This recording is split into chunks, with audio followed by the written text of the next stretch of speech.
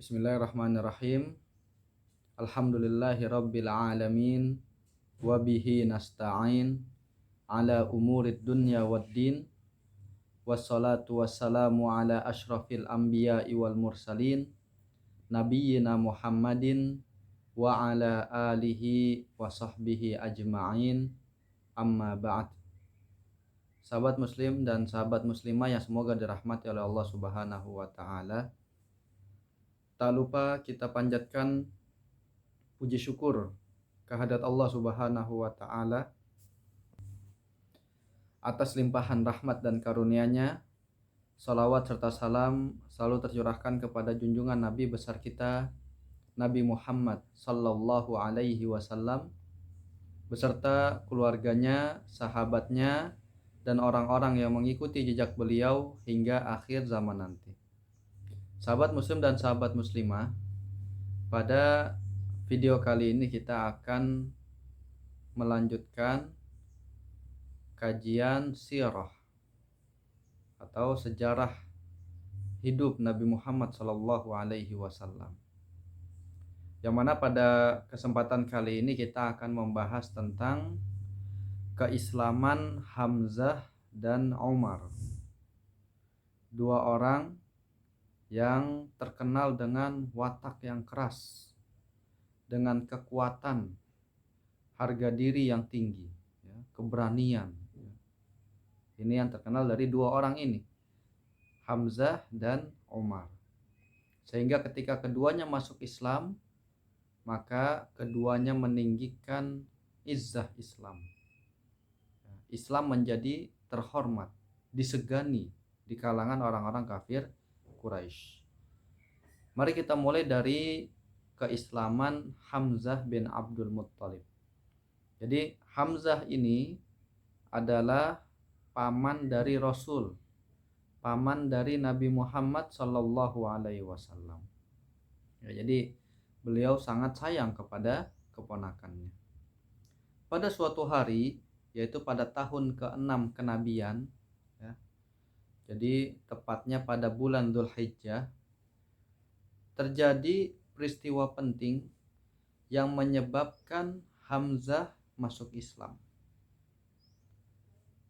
Kemudian 3 hari setelahnya masuk Islam Umar bin Khattab. Ini luar biasa, cuma 3 hari. Hamzah, 3 hari setelahnya Umar. Apa yang menyebabkan Hamzah masuk Islam? Yaitu ketika Nabi Muhammad sallallahu alaihi wasallam dihina, dicaci maki oleh Abu Jahal. Jadi Rasulullah sedang berada di Bukit Sofa, kemudian Abu Jahal lewat menghina, mencaci maki Rasulullah sallallahu alaihi wasallam, kemudian memukul Nabi Muhammad dengan batu hingga berdarah. Walaupun diperlakukan buruk seperti ini, Rasulullah hanya diam saja dan tidak membalas apa yang dilakukan oleh Abu Jahal. Ini Fir'aunnya zaman ini, Abu Jahal. Kemudian setelah melakukan hal itu, Abu Jahal pun pergi, meninggalkan Rasulullah SAW, dan ada yang menyaksikan hal itu, yaitu salah seorang budak perempuan milik Abdullah bin Jada'an. Dia menyaksikan hal itu. Di saat yang sama, Hamzah baru pulang berburu. Jadi memang Hamzah ini sering berburu. Baru pulang, masih membawa busur panahnya, Kemudian budak Abdullah bin Jada'an ini menemui Hamzah dan menceritakan apa yang terjadi. Bagaimana Abu Jahal lewat mencaci maki Rasulullah, memukul dengan batu sampai berdarah, sehingga Hamzah sebagai orang yang terpandang dan disegani di kalangan orang-orang Quraisy, yaitu penduduk Mekah pada waktu itu, marah apa yang telah diperbuat oleh Abu Jahal terhadap keponakannya, nggak terima keponakannya dicaci maki, kemudian dipukul dengan batu, Maka Hamzah pun mendatangi Abu Jahal yang pada waktu itu setelah menghina Rasulullah, memukul Rasulullah, kumpul dengan teman-temannya. Maka Hamzah pun berkata kepada Abu Jahal, "Wahai lelaki hina, apakah engkau berani mencaci maki keponakanku padahal aku berada di atas agamanya?" Lalu Hamzah mengambil panahnya ini, ya, kemudian memukul Abu Jahal hingga berdarah. Melihat hal itu, Bani Makhzum ini maksudnya kabilah Abu Jahal, ya, berdiri pengen membela Abu Jahal. Sementara Bani Hashim ini kabilahnya Hamzah yang menyaksikan hal itu berdiri juga pengen membela Hamzah juga. Akhirnya kata Abu Jahal, biarkan saja Abu Ammarah. Maksudnya Abu Ammarah di sini adalah Hamzah. Dipanggil Abu Ammarah. Karena memang aku telah mencaci maki keponakannya dengan cacian yang buruk dan menyakitkan. Jadi Abu Jahal pun takut, ya, tidak berani macam-macam dengan Hamzah. Setelah peristiwa itu, Hamzah berpikir keras. Apa yang dipikirkan oleh Hamzah? Kata-kata dia, padahal aku berada di atas agamanya. Padahal waktu itu Hamzah belum masuk Islam. Tapi Hamzah mengatakan hal ini di bawah alam sadarnya, kayak tiba-tiba terucap saja, gitu ya. Padahal nggak bermaksud masuk Islam, tapi tiba-tiba terucap saja, ya. Akhirnya, ya, Hamzah pun yang dijuluki dengan singa Allah ini, ya, masuk Islam. Akhirnya masuk Islam, ya. Dia memikirkan keras dengan kata-katanya tadi, yaitu padahal aku berada di atas agamanya. Ini menjadikannya Allah memasukkan hidayah ke dalam dirinya sehingga Hamzah pun masuk Islam. Jadi dengan masuk Islamnya Hamzah, ya, menjadikan posisi kaum muslimin semakin kuat dan dakwah Islam langsung mengalami kemajuan yang pesat. Bagaimana kisah masuk Islamnya Umar ibn Khattab, ya. Jadi kejadiannya adalah seperti yang disebutkan di awal, selang 3 hari setelahnya. 3 hari setelah masuk Islamnya Hamzah, ya, kabar gembira kembali datang kepada kaum muslimin dengan masuk Islamnya Umar ibn Khattab. Sebetulnya Umar bin Khattab ini dalam dirinya telah mengakui bahwasannya Islam itu adalah agama yang benar, ya. Akan tetapi dia masih mengingkari kebenaran tersebut karena menghormati agama dan tradisi nenek moyangnya. Udah yakin nih Umar mendengar bacaan Al-Quran ini benar, ya. Tapi karena dia masih menghormati agama dan tradisi nenek moyangnya, membuatnya mengingkari kebenaran itu. Nah, kita mulai masuk kisah kejadian pentingnya, bahwasannya suatu hari Umar pengen mencari Rasulullah, pengen mencari Nabi Muhammad. Apa yang ingin dia lakukan? Dia ingin membunuh Nabi Muhammad SAW. Pedangnya udah dihunuskan, pedangnya udah dikeluarkan dari sarungnya, dibawa, pengen menemui Nabi Muhammad, pengen membunuh Nabi Muhammad. Di tengah perjalanan ada seorang yang bertanya kepada Umar. Dia bilang apa? Hendak pergi kemana engkau wahai Umar? Ditanya Umar mau pergi kemana. Kemudian Umar menjawab, aku ingin membunuh Muhammad.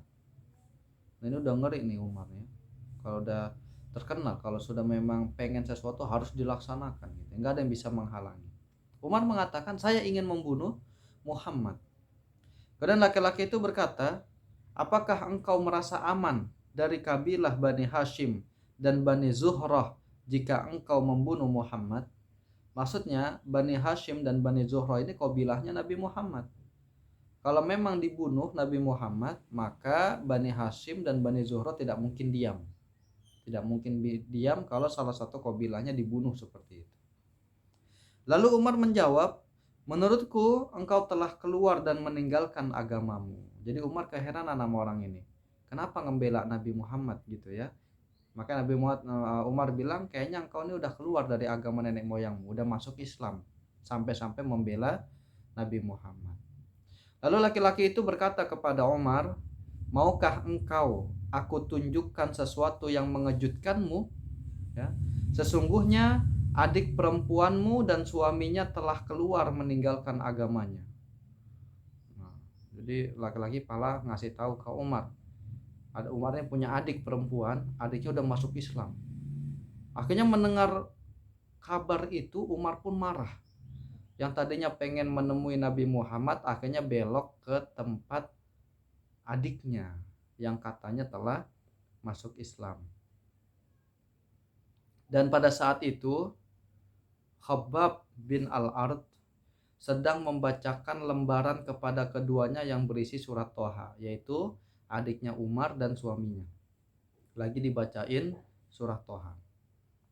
Ketika Umar datang, Khabbab bin Ard mengetahui bahwasannya Umar datang. Khabbab bin Ard pun sembunyi di belakang rumah. Ya, sembunyi karena takut dengan Umar. Umar ini kalau nyiksa sudah ya sangat luar biasa.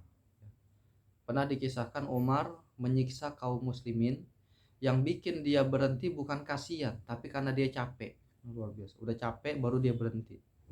Makanya sangat ditakuti ya Umar itu. Penyiksaannya sangat luar biasa. Khabbab bin Ard mendengar kedatangan Umar sembunyi ke belakang rumah gitu ya. Kemudian adiknya Umar langsung menyembunyikan lembaran yang berisi Quran surah At-Toha. Disembunyikan. Umar pun masuk ke dalam rumah lalu berkata, "Suara bisik-bisik apa ini yang aku dengar dari dalam rumah kalian?" Maka keduanya menjawab, "Bukan apa-apa, ini hanya perbincangan biasa di antara kami." Kemudian Umar berkata, "Kupikir kalian berdua sudah keluar dari agama." Ya. Kemudian adik iparnya berkata, yaitu suami adiknya, "Wahai Umar, bagaimana menurutmu jika kebenaran ada pada selain agamamu?" Maka Umar pun marah mendengar perkataan ini. Dia langsung meloncat ke adik iparnya dan menginjaknya dengan sangat keras. Kemudian adiknya pun berusaha melindungi suaminya, kemudian mendorong Umar. Kemudian adiknya berkata, "Wahai Umar, seandainya kebenaran itu ada pada selain agamamu, maka sesungguhnya aku bersaksi bahwa tidak ada ilah yang berhak disembah selain Allah, dan aku bersaksi bahwa Muhammad adalah utusan Allah." Mendengar perkataan ini Umar pun bersedih dan putus asa, dibarengi dengan penyesalan apa yang telah dia lakukan kepada adiknya ini, sampai-sampai memukul adiknya hingga berdarah wajahnya. Jadi ketika adiknya ini bersaksi, Umar langsung menampar adiknya hingga berdarah dan dia pun menyesali dan apa yang telah dia lakukan kepada adik iparnya. Lalu Umar pun berkata, "Perlihatkan kepadaku kitab yang kalian pegang kepadaku supaya aku membacanya." Maka adiknya menjawab, "Sesungguhnya engkau adalah orang yang najis, dan kitab ini tidak boleh disentuh kecuali oleh orang-orang yang suci. Mandilah terlebih dahulu jika ingin membaca kitab ini." Lalu Umar pun bergegas mandi, ya, bergegas mandi karena ingin membaca kitab yang ada di adiknya tersebut. Bergegas mandi, kemudian mulai mengambil kitab itu dan membaca Bismillahirrahmanirrahim. Setelah membaca Bismillahirrahmanirrahim, ya, lalu berkata, "Nama-nama yang indah dan suci."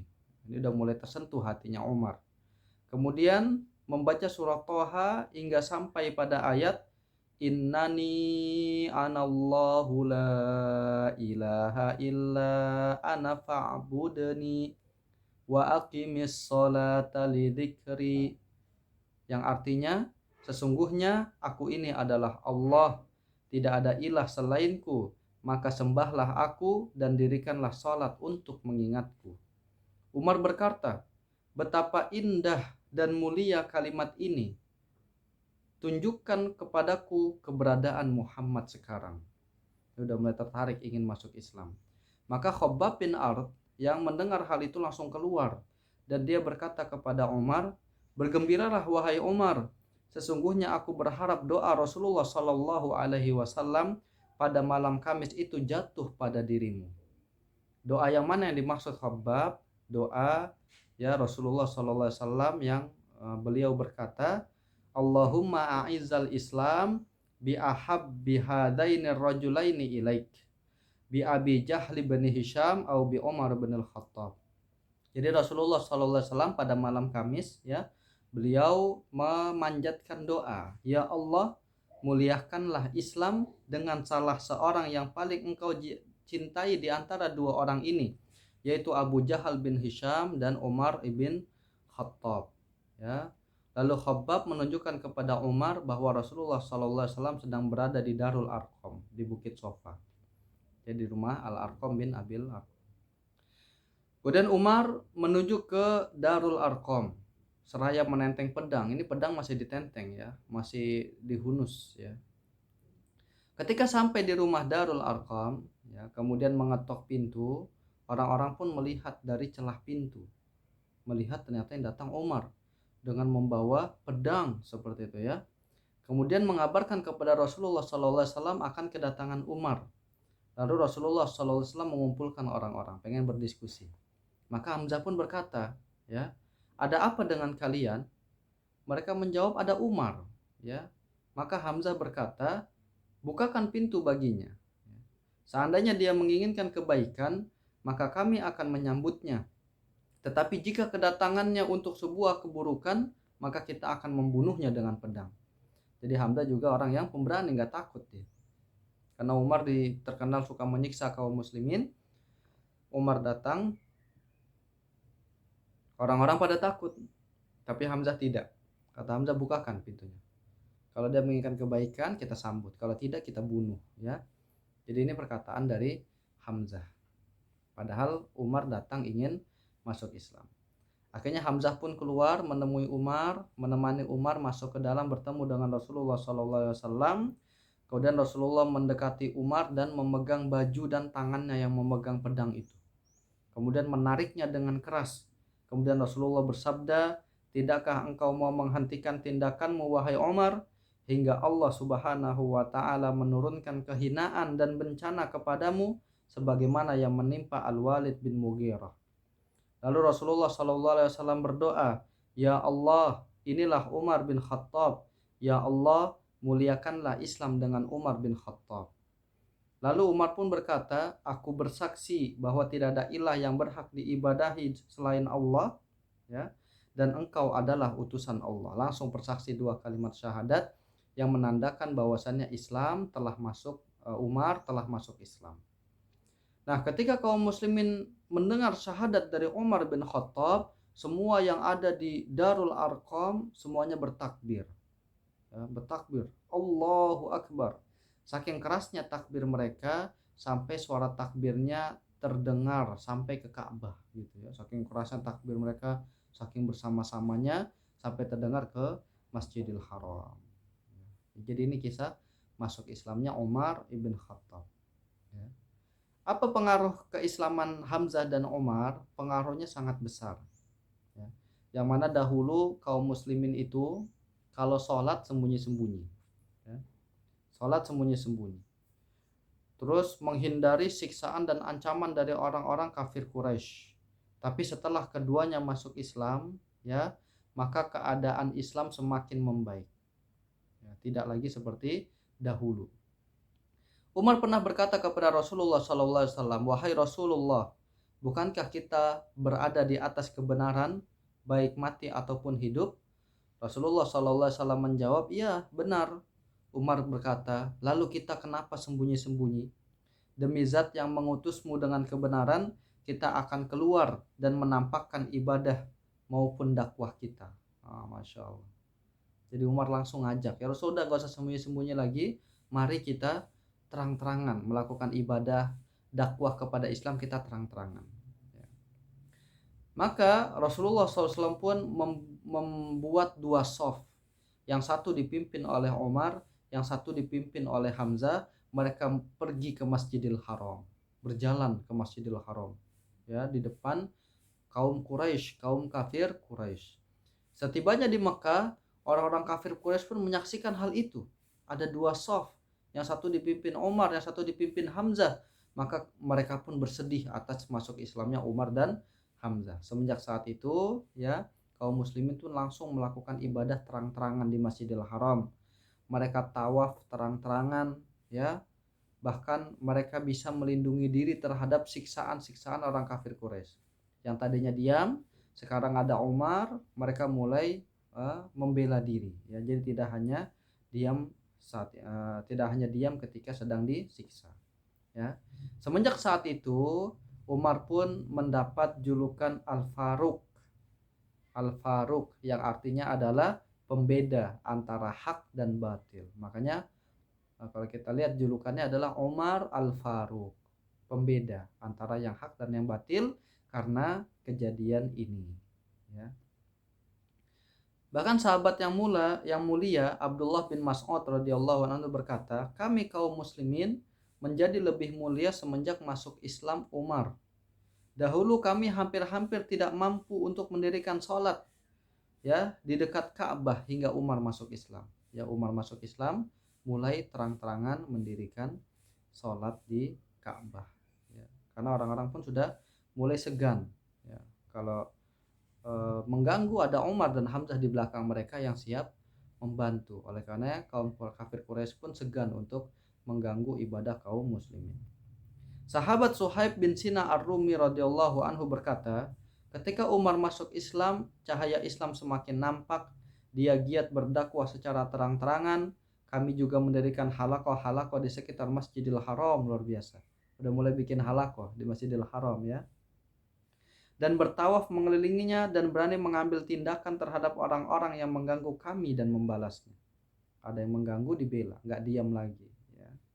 Jadi inilah beberapa pengaruh yang nampak, ya, dari masuk Islamnya Hamzah dan Umar, ya, terutama masuk Islamnya Umar ibn Al-Khattab, yang mana Rasulullah Shallallahu Alaihi Wasallam sampai menjuluki beliau Al-Faruq, pembeda antara hak dan yang batil.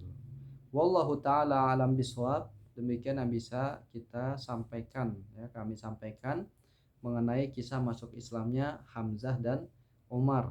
Kejadian yang sangat luar biasa yang mengangkat derajat kaum muslimin di hadapan orang-orang kafir Quraisy. Wallahu taala alam biswab. Yang benar dari Allah Subhanahu wa taala, yang salah dari diri saya sendiri, ya. Kita akhiri wabillahi taufik wal hidayah. Wassalamualaikum warahmatullahi wabarakatuh.